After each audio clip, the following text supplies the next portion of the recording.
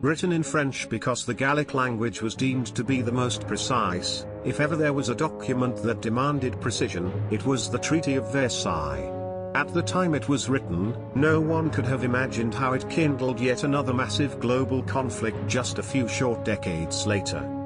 Many believed that one of the main provisions, which required Germany to pay damages to the other countries it fought during the war, led to hostility and resentment from the German people.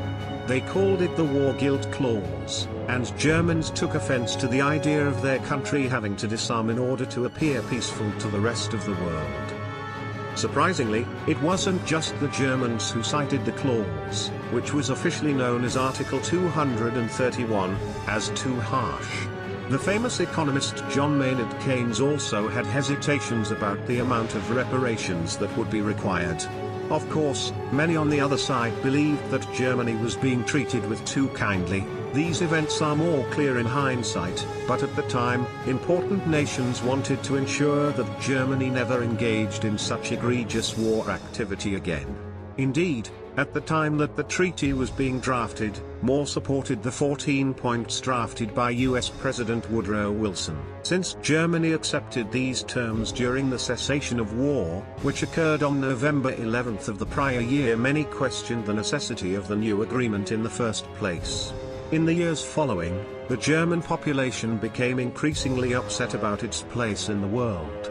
Where Germany had once been a proud nation, the terms of the Treaty of Versailles left little room for a positive outlook. With the country in debt and territories slipping away, it seemed as if the country was losing its very soul.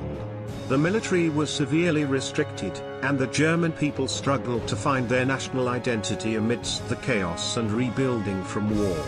It was the perfect time for a demagogue to come along and stir up all of the nation's insecurities, and one did. It's easy to see the pent-up frustration in Adolf Hitler's speeches and in his famous book Mein Kampf. For those who felt misplaced or wronged by reparations, there was now a place to go to channel frustration. Unfortunately, this wave of nationalism also led to racist sentiments targeting those not of Aryan heritage. The Jewish people, many of whose ancestors had been living in Europe for over 6 centuries, suddenly found that they became a target for the new populist movement. Unwilling to accept their lowered status in the world, Germans used their misplaced rage over the Treaty of Versailles to target Jews. Meanwhile, the Nazis went on to invade neighboring countries, wreaking havoc on the world.